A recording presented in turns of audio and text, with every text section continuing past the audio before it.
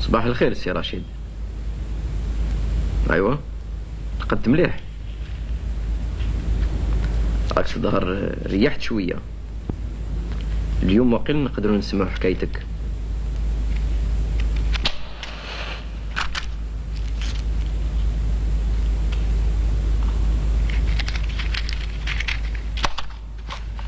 تحب تتكيف؟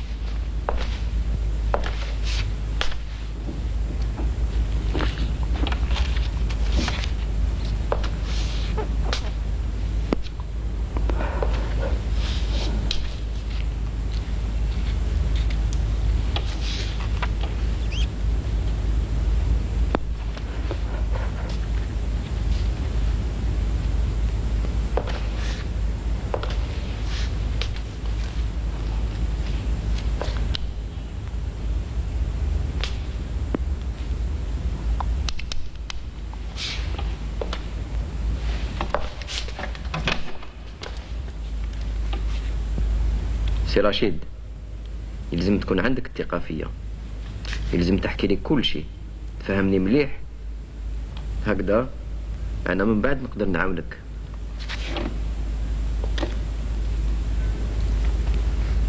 نحب نزيد نتكيف.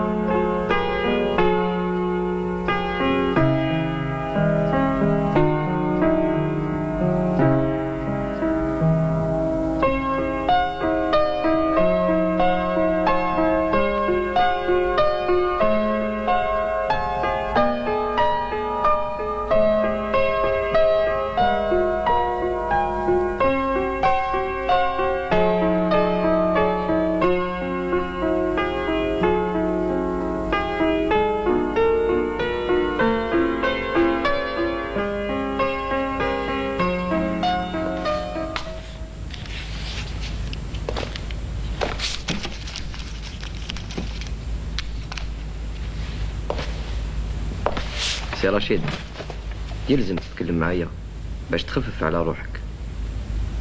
نقدروا نهضروا على خدمتك، واش تخمم؟ كون قريت بزاف كتابات في خدمتك. قريت بالألوف، سي نورمال بعد 22 سنة خدمة. 22 سنة؟ 22 سنة، 13 سنة في المكتبة الوطنية، سيرفيس دي زارشيف، باش مع الآخر نصيب روحي في هاد الخربة، خربة ساقطة وفايحة. بيبليوتيك بور لو سينما، كل السينما تحتاج مكتبة. كنت تخمم لهذاك الشيء هذاك النهار؟ كنت نخمم في هذا الشيء. كان نورمال يلتم جماعتي من قبل، لازمني نفرح ولا نغني. يا مالا ذاك النهار، اهضر لي على ذاك النهار. ذاك النهار كان مكحوس كما نهارات الاخرين.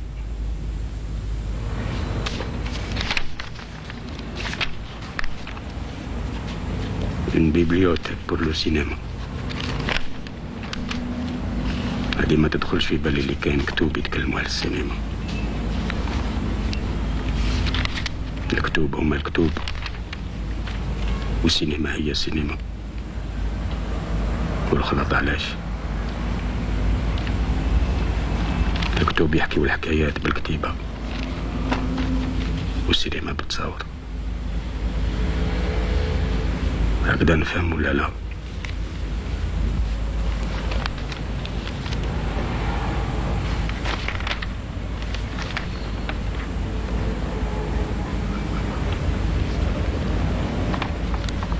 يذوق وجوه الشر يصبحوا عليا كل يوم طول النهار وما يستعملوا بروحهم يقرأ في كتب السينما. لو كان يروحوا للسينما خلهم.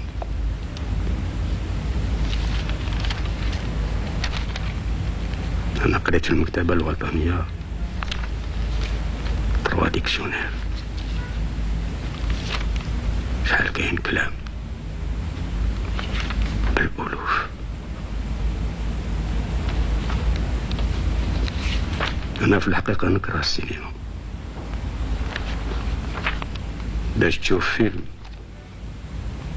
لازم تكون في الظلام اللي تحشم وتزيد على قلبك فوق حتى الرجلين الضحك الباسل.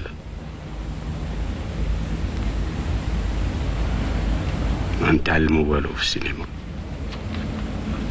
اما الكتب نقدر نقول بلي تعلمت منهم كتير.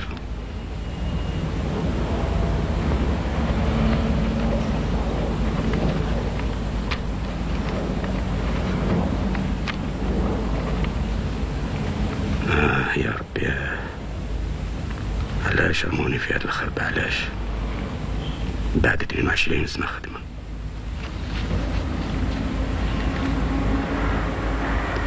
داك السعيد ليبوكريت اللي كذب عليا وقال لي بلي رايحين يبعثوني للوزارة ويعطوني مسؤولية كبيرة. الكلب. الله يرحمه. كمل سي رشيد كمل. لعبوا هدية.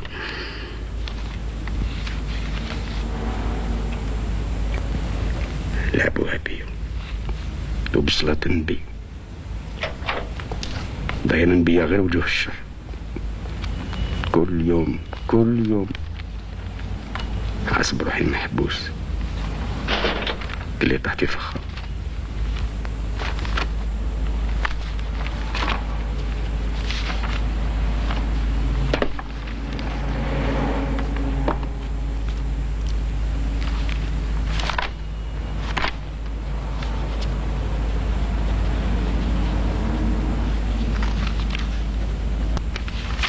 اما لما كنتش تحس روحك مليح في خدمتك جديدة؟ كيفاش نحس روحي مليح؟ لو كان نشوف دوك الطواعن اللي لازم نعملهم كل يوم.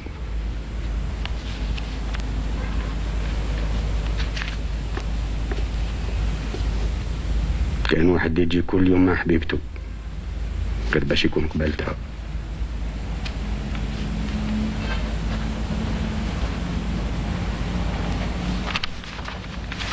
على مرة يمس لها يدها وهو فرحان.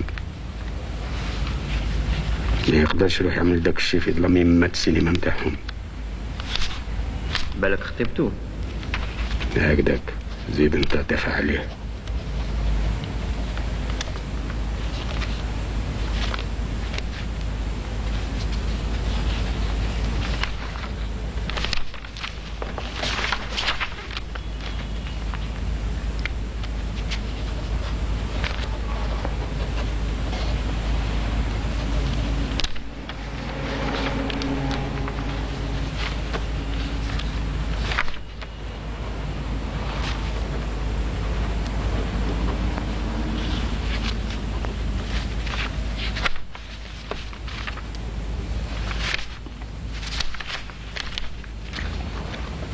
اسمح لي كان يطيرها لي القطرة واحد بولحية دائما يمدغش بينكم، ما يحبش.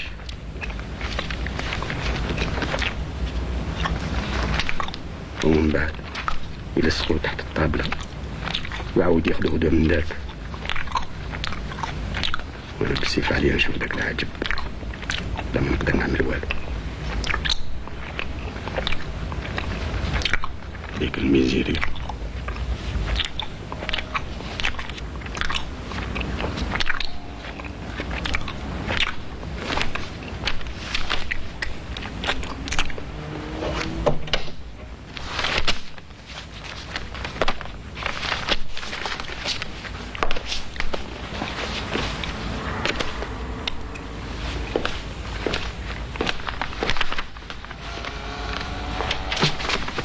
تكلم سي رشيد، زيد تكلم.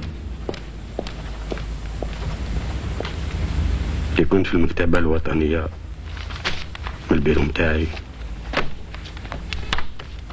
كنت نشوف كاع البلاد، في المرسى، في البحر، وشوية لتحت الصطاد. يحسدوني، جبدوا بيا الحصير. ذاك النهار خممت لي لازمني نكتب للوزارة ولا نروح نشوف الوزير. من جهة دوك الشهداء وفي واحد الرجلين، ومن جهة الأخرى هاد ليمابل نطيح عليها الغمة 10 طبقات. الشمس ما تجوش خلاص، مازال يا كحلة. وعلاه حبيت تكتب للوزارة؟ على جال ما ميطاشيو.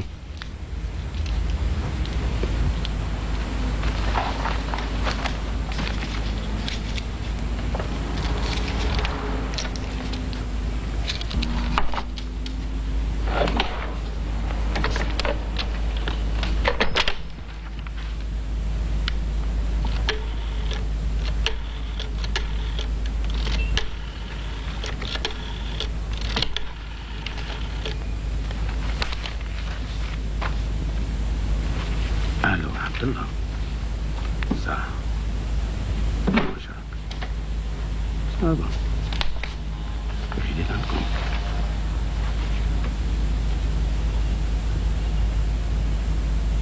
كنت عارفة ساعة نتلقى وغرقت وكيما هذا. قال أخي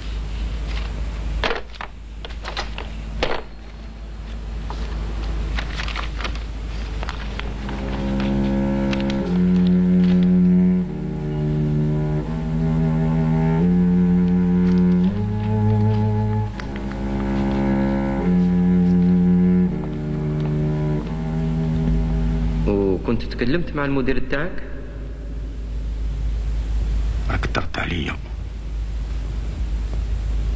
من قبل انت تسقسي. سامحني، كمل كمل.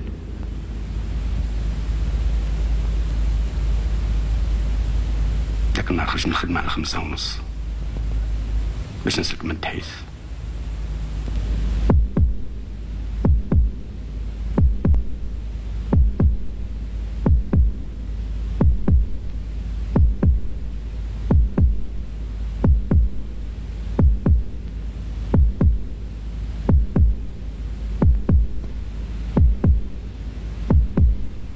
نورمالمون نخرج على 6. كنت حاب نروح نشوف الولد في الانترينمون. تعرف ولدي بوكسي، قلت خير ملي يقعد يسمش في الزنق. عمره ما عمل حاجة مليحة في حياته. كانوا في عمره 15 سنة كيحاوزوا من المسيد. من ذاك الوقت ما قدر يصيب خدمة. السيد يحب يضيع وقته في السهرات، يسمع الموسيقى ويدكي في الدخان اللي كان يسرق لي.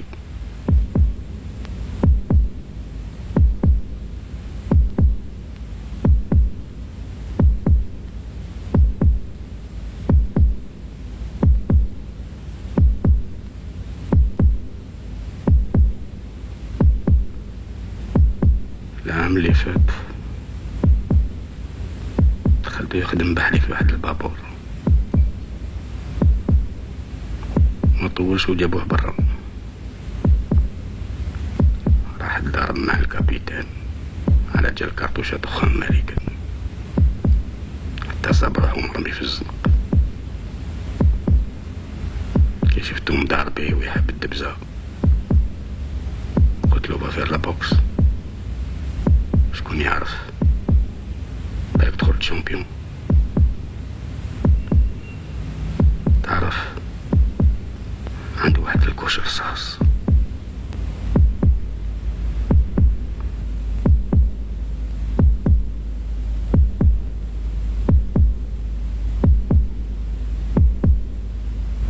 انا كان في سوق اللي كنت حاب ندير لا بوكس، بصح ما حبيتش يفسدوا لي وجهي، وكنت نخاف من الدم.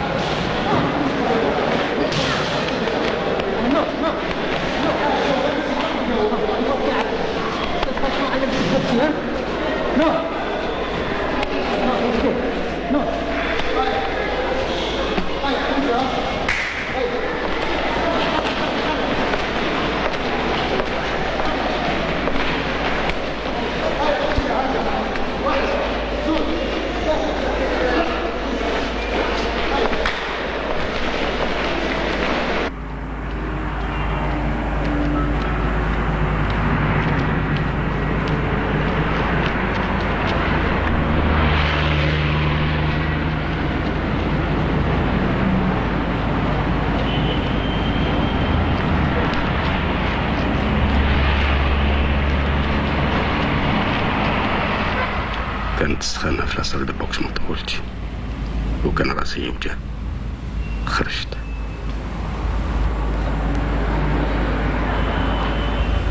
خديت كروستي من الباركينغ ورحت. علاش كنت تخمم في هذاك الوقت؟ كنت نخمم انا عندي دايما راسي يخدم. كنت نقول يلزم البرية تكون مكتوبة بالعربية خير. البرية؟ ايه البرية اللي حبيت نكتب للوزير. قلت انا عبد الله يترجمها لي، هو قاري مليح العربية، ونبعث له ديريكت. وعلاه ما بعدتهاش بار لافوا هيرارشيك؟ كانش عندك الامان؟ كنت نقول اللي يستعجب هو السيد ليبوكريت كي يشوفني رجعت للمكتبة الوطنية والراس مرفوع. نعم سيدي، الراس مرفوع.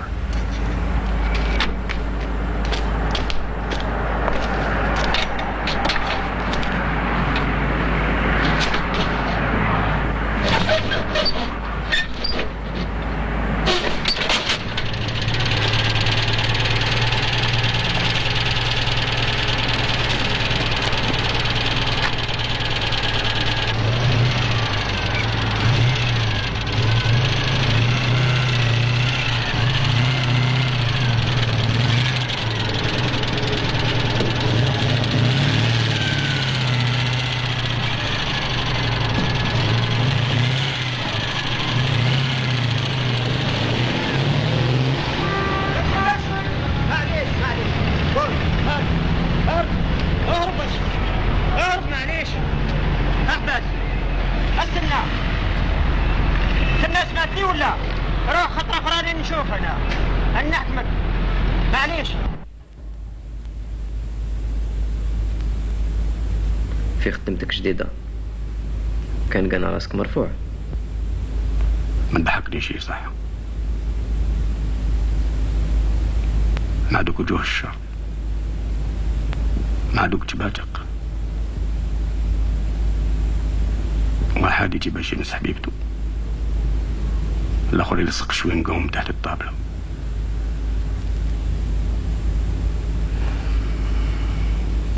هذه هي لا ديشيونس، نموت رالونتي. واحد الكومبلو منصوب للغايه، وما صابوني غير انا والولدات بصافي وافي. إلا حياتك كلها في خدمة الدولة. هدن روحك يا سي رشيد، هدن روحك. كي خديت كروستك رحت قبالة للدار.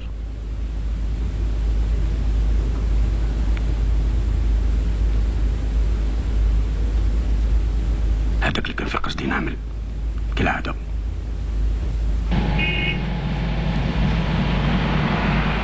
كي تكلمت لك على الكومبلو راني عارفة اش نقول، ما نهدرش في الفراغ. استنى نحكي لك. كاش ما صار قبل ما تدخل لدارك؟ ما تقطعليش الكلام صح ولا ننسى كل شيء. نعم، ان كومبلو. كنت رايح في الامان، لا باس عليا، وسيارة ربي 60,000 باش ما نهلكش موتور الكروسة، وزيد نخاف من زاكسيزون مع هاد المهابل اللي راهم يسوقوا، ما نعرف كيفاش يجيبوا البرمي متاعهم. انا عندي 35 سنة من اللي جبتو. 58 كانت عند 2 دوفين، شديت بيها حتى ل 67 والموتور كولا. العام اللي فات شريت هاد لاديان من بون اوكازيون بلا ميرنا، سوما غاية وتمشي مليح زهر. ان كود شانس. اتكلم لي على الكومبلو. الكومبلو كنت مسوق حتى بديت نسمع بالبعيد في الكروسة، انا دهشت.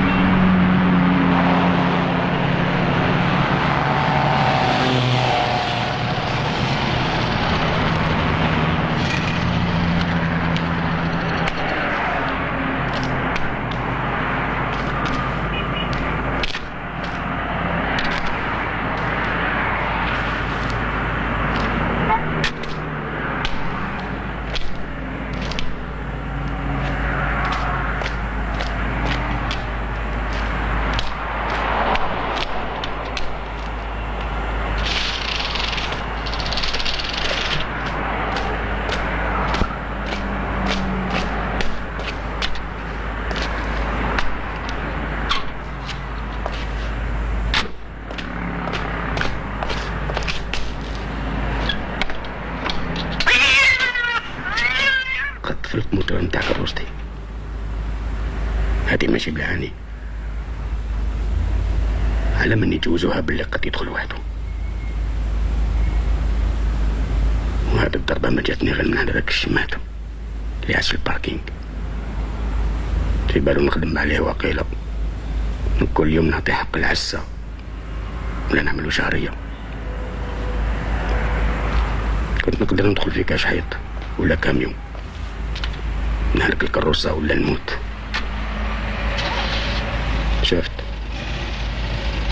شافت اللي يوصلهم البغض والتشيطين.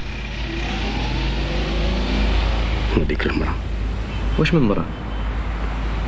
واحد المرأة عجوزة النهار، كانت تتفرج متاقد فرحانة وتضحك عليا. القط بالك دخل وحده، هاد الشي يصير. معاك انت محال يكون عندي الحق. انا ما راني نحوس غير الصح. باش نعاونك. الصح اللي هو بالعين يعملوا لي قتل الكروسه.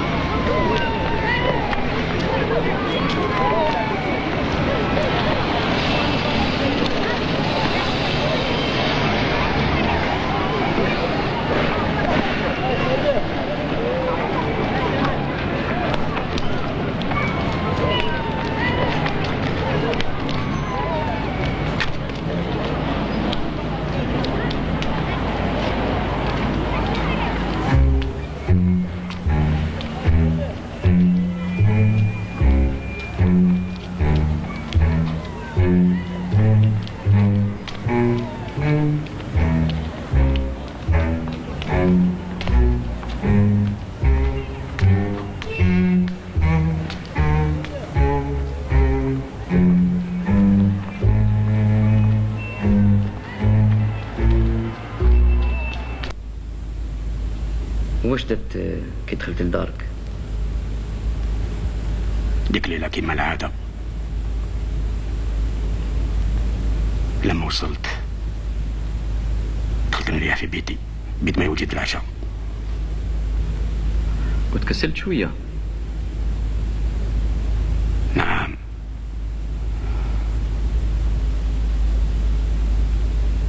لا، قعدت قدام الطاقة.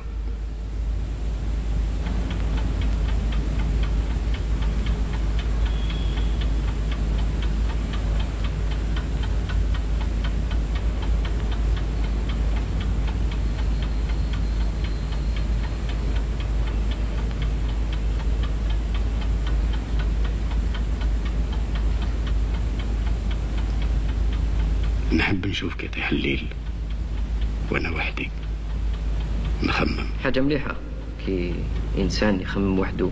ماشي سهل مع الحراج اللي كاين في لاسيتي. ولادك كان يكونوا يديروا الحس؟ أبدا، على كل حال عمرهم كي نكون حاضر.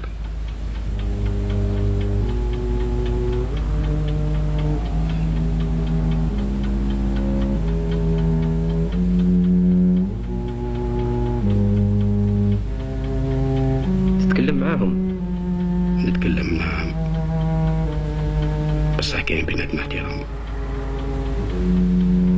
ما صار والو في وقت العشاء؟ كيفاش؟ دواس مثلا؟ انا عمري ما ندوس، وفي عائلتي كي نكون نتعشى كل واحد يلتهب روحه.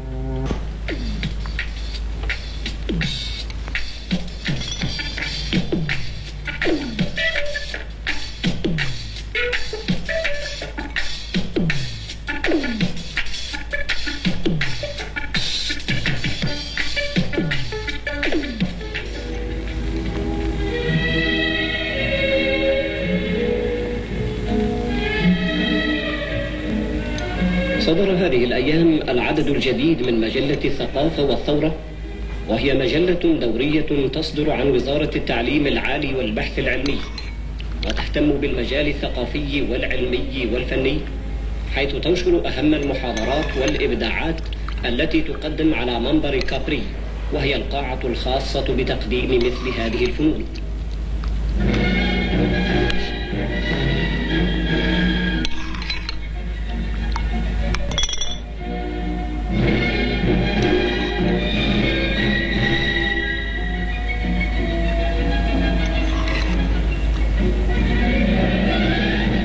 وهكذا جاء هذا العدد حافلا بالمواضيع، فكانت الدراسات في الشعر والتفاعل الثقافي وأخلاق الثورة، كما احتوى على عدة قصص وقصائد شعرية.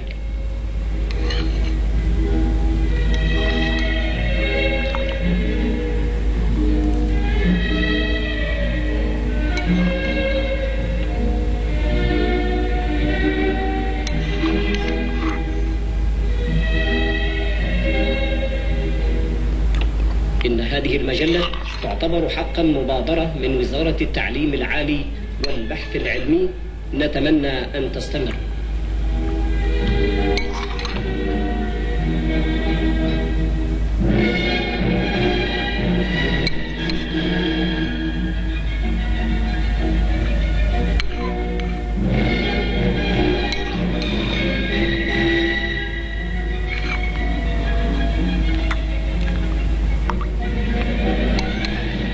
صدر للشاعر الشاب حمري بحري ديوان جديد هو ملحق خاص لمجلة أمال بعنوان ما ذنب المسمار يا خشبة، حيث جمع بين دفتيه حوالي 30 قصيدة شعرية تنوعت خاصة في المضمون.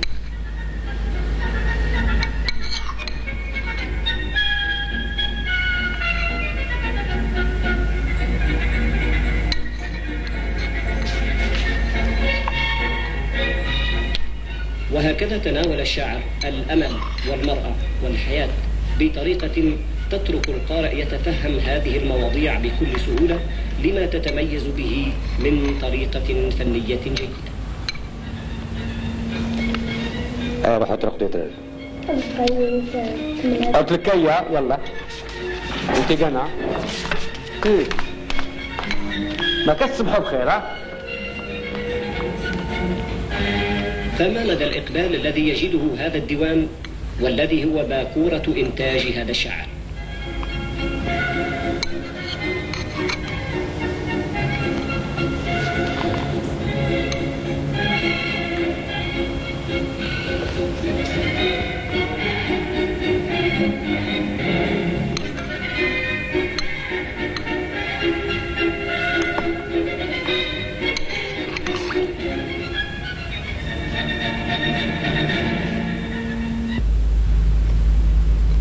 سي رشيد، دير مجهودك، اتفكر في وقت العشاء ما صار والو. انا ماشي كذاب، قلت لك ما صار والو يكفي. انا برك اللي كنت جاي مقلق. زوجتي ديك الليله عملت في شعرها داك الشكل نتاع لي بيغودي، تشكون في راسها كل ما يكون عندها عرس. عجوزة مازالها تحوس تزين. ما تحبش تتكلم لي على زواجك؟ لا، نحاسو المسرح حتى شي بكاش. الولاد كانوا يتفرجوا في التلفزيون.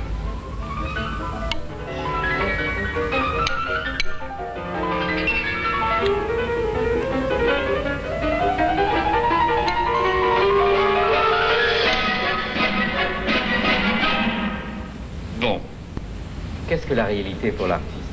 Opinion de conservateur. Je veux dire, l'art est toujours une interprétation de la réalité, vous savez. Exprimer Opinion d'artiste. la vérité telle qu'elle est. Telle qu'elle est. L'artiste fait toujours vis-à-vis de la réalité une autre réalité. Il y a toute la réalité, mais il n'y a qu'une perception personnelle de la réalité. Mais enfin, nous pouvons reconnaître, par exemple devant ce tableau, que la réalité n'existe pas en soi, mais la réalité dépend de notre point de vue et comment nous nous approchons à la réalité.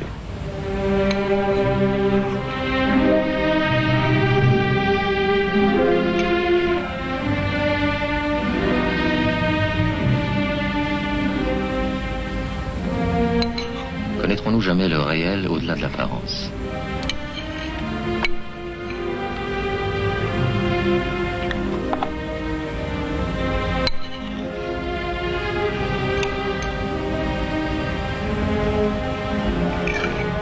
La réalité est la quête primordiale de tout artiste. Pour Courbet, le vécu de l'expérience de la vie devait être représenté dans la peinture comme un véritable document. Alors que pour un homme de la Renaissance, le symbole, la naissance de Vénus de Botticelli par exemple, était un signe suffisant pour exprimer toutes les aspirations d'une époque. Qu'en est-il aujourd'hui? L'homme a élargi son univers à la dimension des étoiles, mais sa propre mesure est restée la même. Alors, difficile de tout savoir, de tout comprendre, de tout cerner. Cette complexité a fait naître la spécialisation des techniciens, mais aussi celle des artistes. Par exemple, les cubistes se sont limités à la mesure de leur espace. Les expressionnistes se sont enfermés dans l'analyse de leurs sentiments. Et le créateur contemporain recommence l'épreuve par lui-même.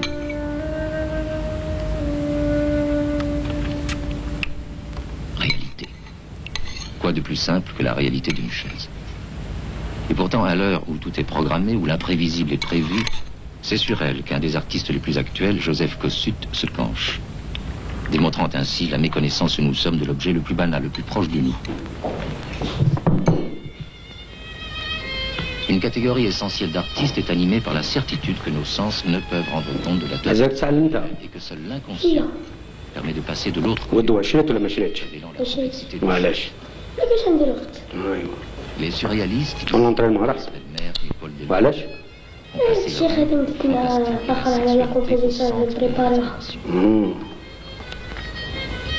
وانت مريم ما شبعتيش من التلفزيون؟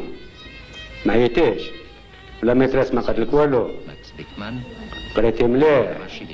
ما عيطتيش؟ ما حبيتيش تروحي ترقدي؟ هيا بنتي، هيا بوسيني، هيا. وش بيك تضحك؟ هي ضحكتك، انا قرقوز ولا كيفاش؟ هيا بوسي باباك، عاوني، هيا روحي. وما الاخرين هذول ما يحبوكوش تضحكوا فهمتوا؟ احكم انت فمك. Le regard de Camille Bonbois ne... انا جيت كاسي ديالهم في l'entraînement. Il est fait d'une innocence merveilleuse. Champion.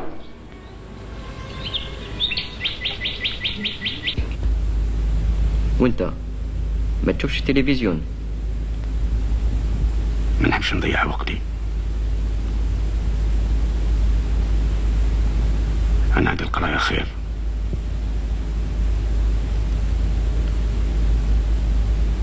القطرة نطول الصالة نقرا وأنا نسمع في الراديو. الراديو ما يقلقش مرتك ولا ولادك؟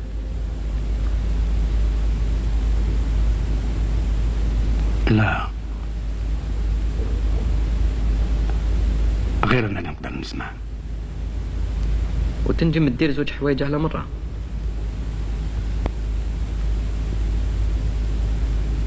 كيفاش؟ ايه نقدر نقرا ولا نسمع في الراديو. نعم نقدر، لكن انا مهتم بالقرايه اكثر. ديك الليله طولت سهره قبل ما ترقد؟ ما جانيش النوم خلاص. في وسط الليل صعبت علي القرايه، ما قدرتش نزيد. كانت فكرة مشغلت لي بالي. فكرة؟ ايه ضاق خاطري، ما حبيتش نزيد نقعد في ديك البيت، وكنت حاب نكتب البرية للوزير. كنت تقدر تكتبها غد من داك؟ لا، على كل حال كان طري عليا الناس وكان لازم نروح نكتب البرية. ورحت للمكتبة في وسط الليل باش تكتب البرية للوزير؟ هي بدات، وهذا حق على ما نظن.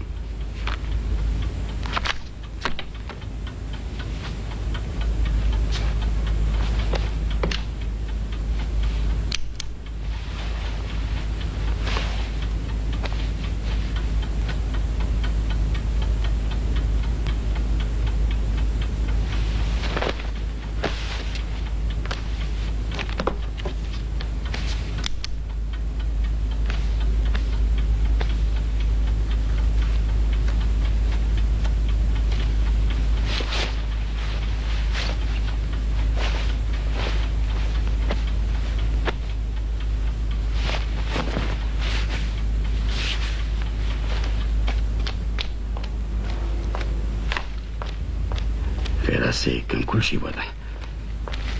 ما حبيتش نزيد نهار في ديك الخربة متاع المكتبة اللي رموني فيها. شي سهل إذا نسكتو برك، وماشي سعيد اللي رايح ينظم لي حياتي. هاد لاميتاسيون ما خرجتش عليا، اشتكيت، هذا حقي.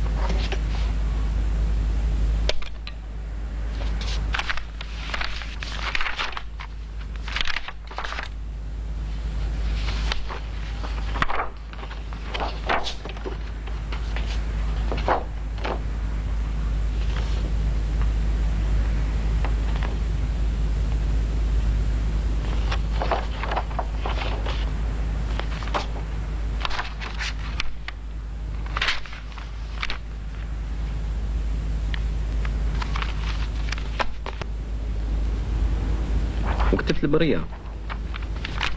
ايه كتبتها. وراك شافي واش كتبت؟ راني شافي، كتبتها بالفرنسيسة وكنت ناوي نترجمها من بعد. نقدر نقول لك اش كتبت فيها إذا تحب. Monsieur le ministre, j'ai bien l'honneur d'avoir le plaisir de vous exposer ma situation professionnelle.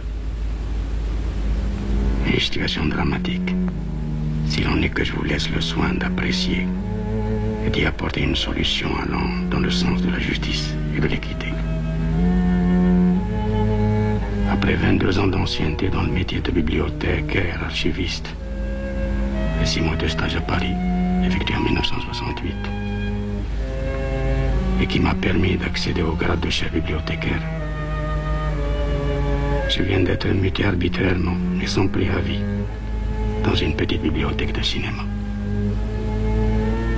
J'estime que c'est un véritable complot qui a été monté contre moi, avec la contribution du sieur dénommé Saïd SNP. Ce personnage, un véritable Judas, ambitieux, jaloux et hypocrite, s'est ligué contre moi, me cherchant sans arrêt la petite bête, et ce depuis que j'ai acheté une automobile. Pourtant, monsieur le ministre, je peux vous affirmer que j'ai pu acquérir ce véhicule grâce à mes économies, accumulées après de longues années de travail honnête. Aussi, je n'ai pu comprendre et admettre la campagne qui a été montée contre moi, visant à accréditer l'idée que je vivais au-dessus de mes moyens. Campagne menée par M. Saïd, et dont le but inavoué était de me briser physiquement et moralement, après des années de loyaux services et une attitude exemplaire dans le travail. Pourtant, je dois vous préciser que cette voiture est un véhicule d'occasion et je regrette sincèrement de l'avoir acheté, car je ne savais pas qu'elle était accidentée. كمل. ده ما كتبت. داير البرية قطعتها في الحين.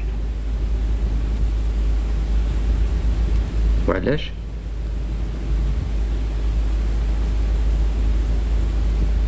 خمت له كنت بواحدة قصيرة ما يقدرش يفهم حالتي. بدي نكتب واحدة طويلة يتحتم علي نتكلم على كل شيء. داك الوقت انا متيقني ما يقراهاش. كنت تقدر تكتب بريتك مام طويلة وتبعتها. واش تخمم؟ قول لي سي رشيد. البرية ما قنعتنيش. واحد الوقت خمت لو كان طلب مقابلة خير، من بعد كانت عندي كرة على قلبي. ايه كرة على قلبي تعصر فيا حتى حبيت نبقيها.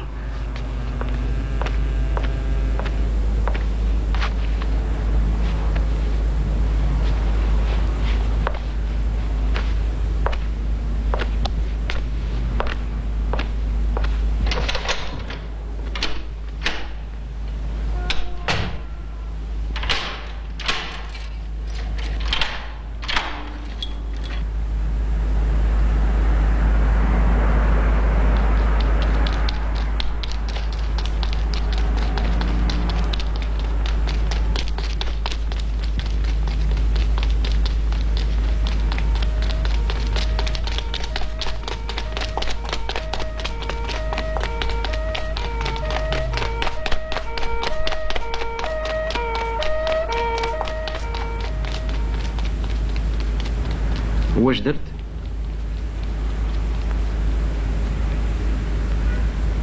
رحت حتى لكروستي بصح ما كنتش حاب ندخل للدار. كنت نحس بروحي موسخ معفون. انا معفون موسخ. المشاكل اللي كانوا عندي كل فيهم نجاسة يتلاصقوا فيا من كل جهة. لو كان كنت مازالني صغير كنت نضرب زقية في الزنقة وخلي الناس الحومات تفطن ما راحليش الا متواقعهم يتفرجوا فيا.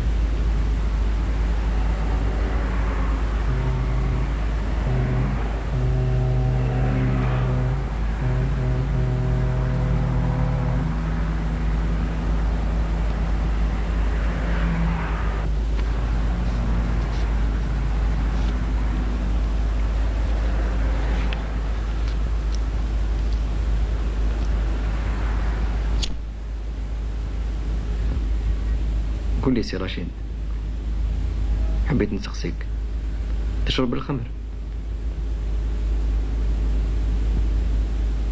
لا، عندي مدة ما شربتش. نهار اللي ماتت بنت خويا الملوايس هجم على الكنيك دي بوفريزي.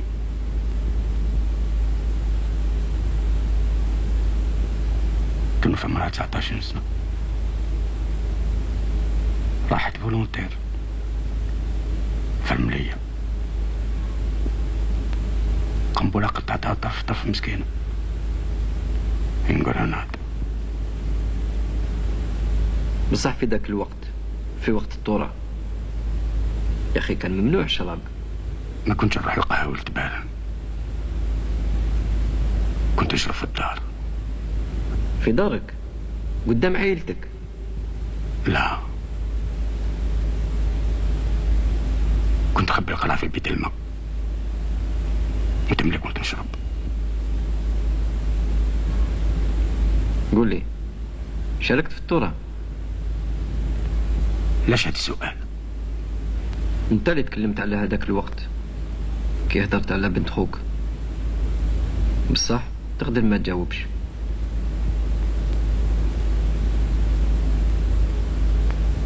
عطيت دراهم، أنا ما هلكت ما ضريت حد، وشريت في مدارات في شهر ديسمبر. راك عقل.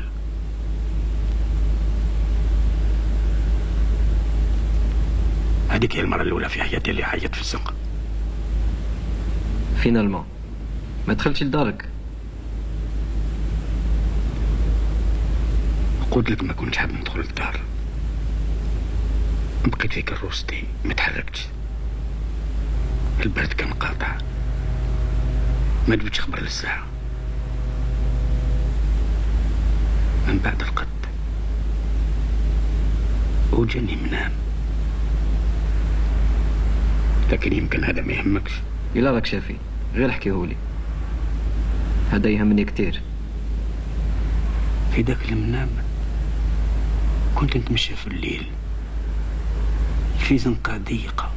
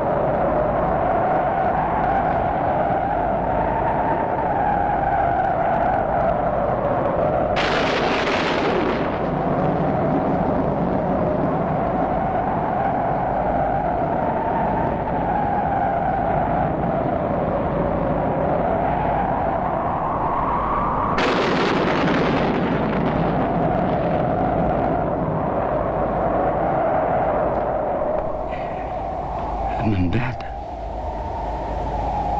صبت روحي في مضرب غريب، لكن ما زالوا ينسف وانا واقف في ديك الغلقة. كيش معه. بداني الخوف، خصوص كي شفت داك البيتون داير بيا كلي رايح يردمني. داك الوقت بدات موسيقى وشفت رجال بالكراسة يشطحوا. ما تحيروش عليا خلاص كلي ما كنت.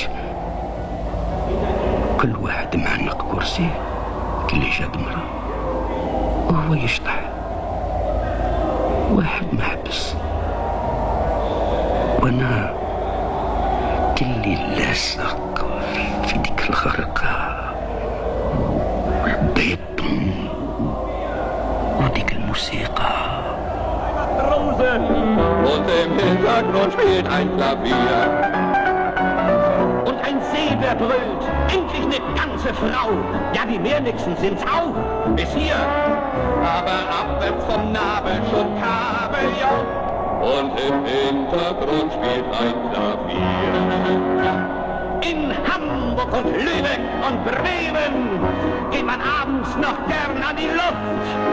Und man lässt sich die Freude nicht nehmen, wenn man noch so pater ist und der Herr gar kein Herr ist, sondern trotz der Krawatte ein Schuft. In Hamburg und Lübeck und Bremen sind die Zeiten nicht immer so gut. Doch man lässt sich die Freude nicht nehmen, wenn die Ebbe auch hier ist in der Kasse, dafür ist in der Diebe fast andauernd Blut. Ja, bei uns an unserem Küstenstrich ist das so geläufig. Schon die alten Wikinger küssten sich ziemlich gern und häufig. Ja, das ist wohl ganz anders im Inland, wo man selten das Salzwasser spürt. Und mit Schnaps löscht man Feuer in Finnland. Doch in Hamburg und Lübeck und Bremen geht's nie weg, da wird es ins Herz deformiert. In der Ecke vergeht ein Chinese und ein Schotte bezahlt sein Bier. Und ein Russe sitzt da und ist Bese und im Hintergrund spielt ein Klavier. Und ein Holländer schreit, alles Käse, und er stinkt mit dem Stahl nach hier. Dafür schmeißt sie mit Fischmayonnaise. Und im Hintergrund spielt ein Klavier. Und plötzlich kriegt jeder die Order und muss mal wieder zurück ins Quartier. Und da steht schon die Trommel im Vordergrund. Doch im Hintergrund spielt kein Klavier. In Hamburg und Lübeck und Bremen geht man abends noch gern an die Luft. Und man lässt sich die Freude nicht nehmen, wenn man noch so pater ist und der Herr gar kein Herr ist, sondern trotz der Krawatte ein Schuft. In Hamburg und Lübeck und Bremen sind die Zeiten nicht immer so gut. Doch man lässt sich die Freude nicht nehmen, wenn die Ebbe auch hier ist in der Kasse, dafür ist in der Diebe fast andauernd Blut. Ja, bei uns an unserem Küstenstrich ist das so geläufig. Schon die alten Wikinger küssten sich ziemlich gern und häufig.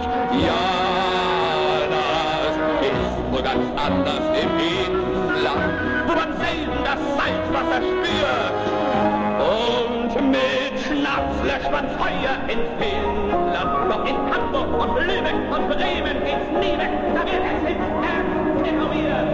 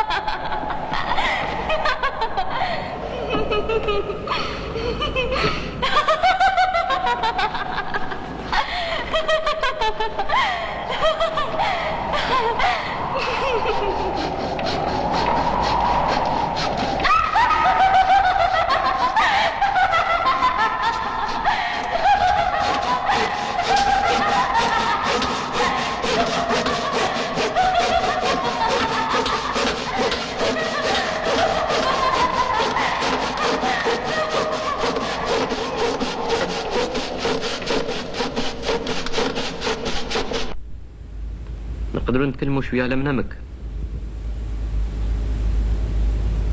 حكيت لك كل شيء. جوست كالكو بريسيزيون هكذاك تعاوني. مثلا كاش ما شفيت على بعض الناس اللي شفتهم في منامك؟ ما رانيش شافي. سي رشيد دير مجهودك، هذا يهمني كتير. هذيك البنت شكون هي؟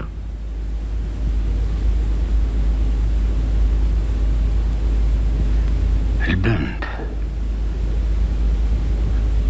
أظن تشبه البنت خويا اللي ماتت، لكن اللي عقلت مليح هو السعيد اللي بوكريت وليد الحرام. هو اللي كان يمشر في السلوم، كان حاب يقتلني، لكن عقلتهم لي هذاك وجه الفار. وهذوك الرجال اللي يشطحوا؟ ما نعرف. صح معليش، تكلمت على موسيقى. الموسيقى أغنية كنت سمعتها زمان لما كنت في بلاد الألمان. أنا عملت الحرب، أغنية كنت سمعتها في بعدا لكن نسيتها هذه مدة طويلة. أظن أجلك منام اللي ما نعرف. زيد احكي لي، زيد احكي لي، واش درت كيف طنت؟ كنت في حالة ما تعجبش، جسدي كله يرعش وانا عطشان، محتاج الماء باش نشرب نغسل. رحت للدار، ما عرفتش كاش نقدر نسوق. نورمالمون كي نقولوا في حالة كي هذيك نتقياو، ومن بعد يجوزنا الحال. أنا عمري ما قدرت نتقيا.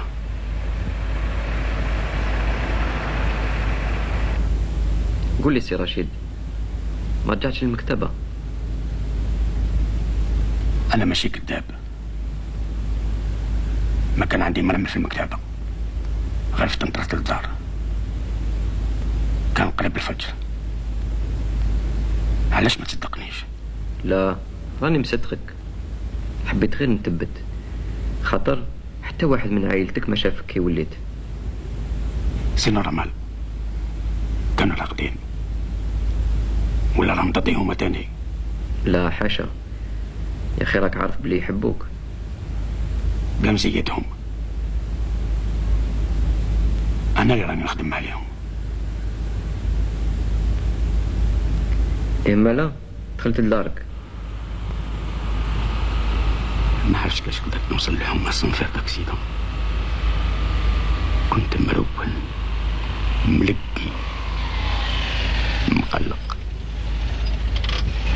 وبين عيني صوت داك الخامد، داك الوحش اللي كان ينشر في السلم. يديا كانوا يحرقوا وانا محتاج الماء.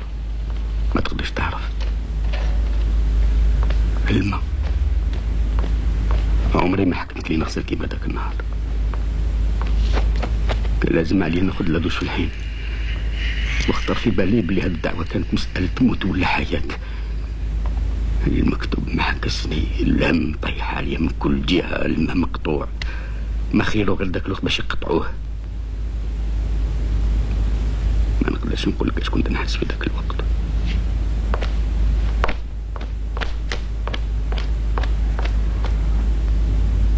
يا اخي تعرف بلي قطعوا الماء ما عندكش باسينه؟ باسينه؟ ايه باسينه باش تغسل. صح، انا ما شفت ما حوست. ما قدرتش نقعد دقيقه زياده في ديك الدار. وحتى واحد ما فطن؟ لا، حد المزيه على جال ما كنت في حالي. اما لا خرجت. وكنت عارف المضرب اللي تروح ليه؟ ما عينت مكان، ما عرفت وين نروح. ضاقت بيا، حبيت نهرب باش نسلك من الغمه والشوفات اللي كانوا يخرطوا لي عقلي.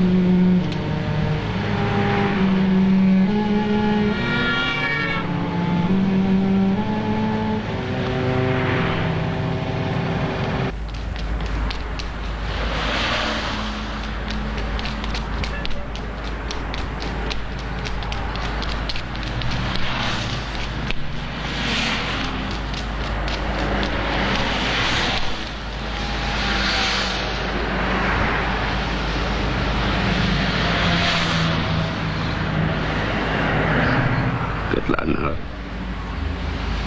صرت روحي قدام المكتبة الوطنية.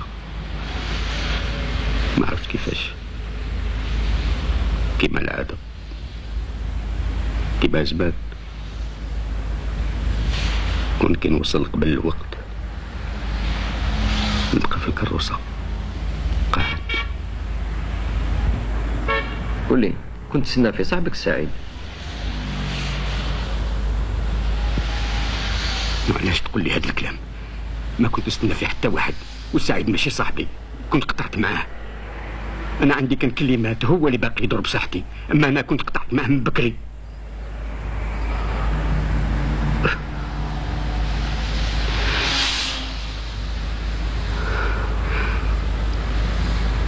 المعلوم اللي كنت استنى فيه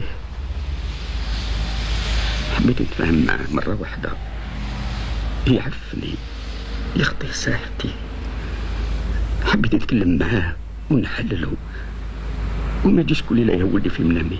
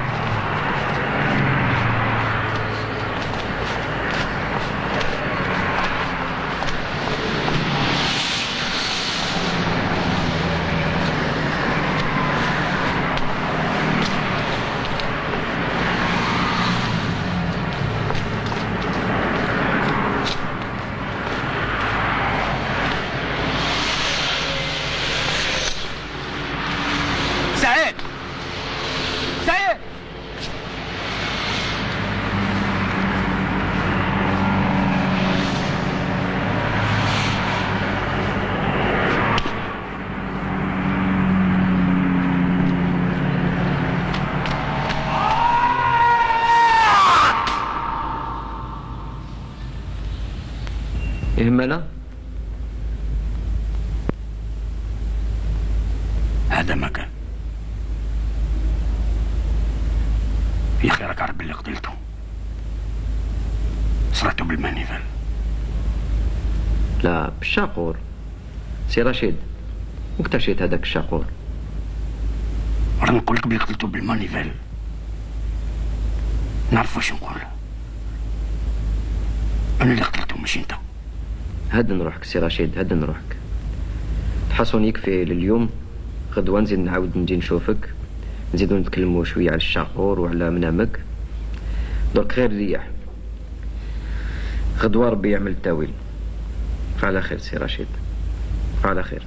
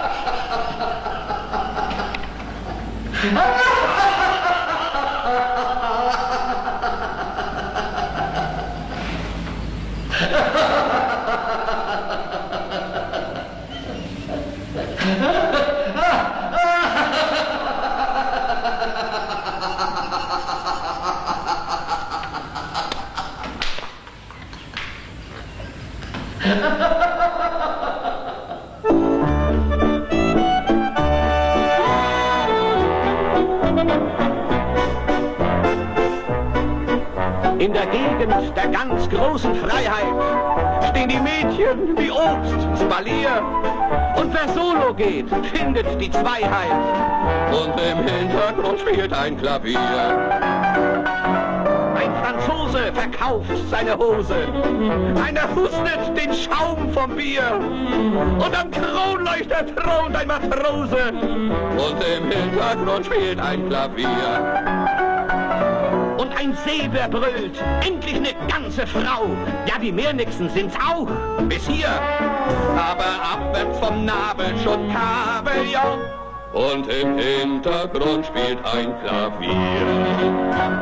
In Hamburg und Lübeck und Bremen geht man abends noch gern an die Luft.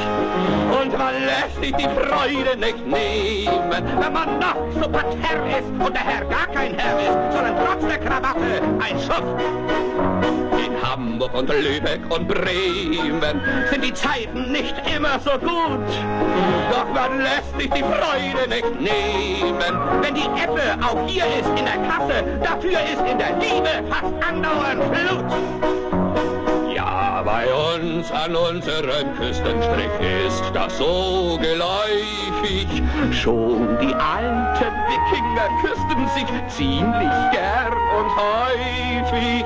Ja, das ist wohl ganz anders im Inland, wo man selten das Salzwasser spürt. Und mit Schnaps löscht man Feuer in Finnland. Doch in Hamburg und Lübeck und Bremen geht's nie weg. Da